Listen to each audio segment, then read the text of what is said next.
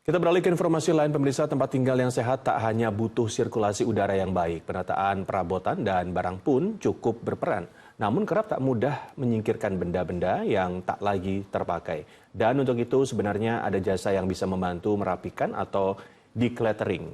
Kami kemas dalam Yuk Cari Tahu.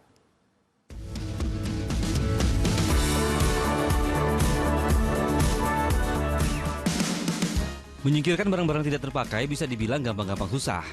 Biasanya sih ada harapan suatu hari barang tersebut kembali berguna atau ada kenangan tersendiri. Ya, sederetan alasan bisa jadi sebab tumpukan barang kian banyak, bikin rumah semrawut. Padahal, lama-lama kebiasaan itu bisa menimbulkan gangguan kejiwaan yang disebut hoarding disorder. Nah, kalau susah memilah dan berpisah dari barang-barang yang tidak terpakai di rumah, cobain deh manfaatkan jasa merapikan rumah atau decluttering.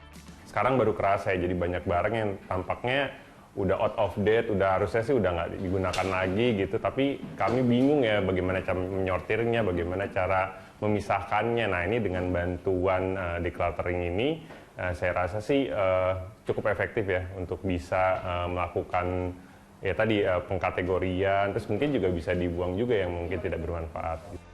Umumnya jasa decluttering tidak sebatas membantu menyortir barang. Penghuni rumah juga dibantu untuk menata kembali ruangan. Nah, di sini tidak hanya membersihkan saja nih, tapi juga memilah-milah mana barang yang masih layak dipakai, mana yang tidak. Begitu ya, Mas Doni ya? Nah, apa nih kriteria barang yang masih bisa dipakai atau enggak, terus bagaimana nih untuk menerapkannya di sini? Box-box yang kayak gini, yang barang yang sudah dipakai kan, berarti udah di luar kotak ini kan, hanya lebih baik dibuang. Nah, paling nggak kita buka dulu, apakah masih ada isinya, siapa tahu masih ada kabel gitu-gitu kan. Proses decluttering bisa memakan waktu 6 jam hingga 2 hari, tergantung situasi dan ukuran ruangan. Tarifnya pun disesuaikan, mulai dari Rp1.000.000 hingga Rp6.000.000. Sudah termasuk biaya untuk mengangkut barang yang disingkirkan. Nah, nantinya tidak semua berakhir di tempat sampah, tapi disortir lagi. Siapa tahu ya, masih berguna untuk orang lain. Nah, tadi untuk barang-barang yang udah disortir, gitu kita biasanya ada 2 kategori ya. Pertama dibuang, kedua dimanfaatkan atau didonasikan. Untuk yang didonasikan itu kita bisa donasikan secara mandiri, misalnya kita bawa, kemudian kita kasih ke orang-orang sekitar, baik itu misalnya di sekitar rumah klien nih, kita juga punya mitra penerima donasi barang gitu kan.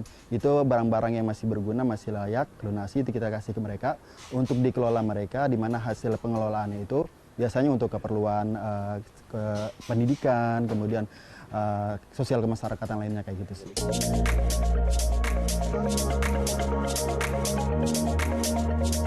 Nah, kan enak nih, rumah lebih rapih dan juga lebih bersih. Bisa Anda saksikan nih, sudah tidak ada lagi barang-barang yang menumpuk atau juga barang-barang yang tidak terpakai. Dan rumah juga ini terlihat lebih luas ya, dan tentunya ini membuat lebih nyaman. Dari Tangerang, Banten, Ridho Yahya, Tikno Handoko melaporkan.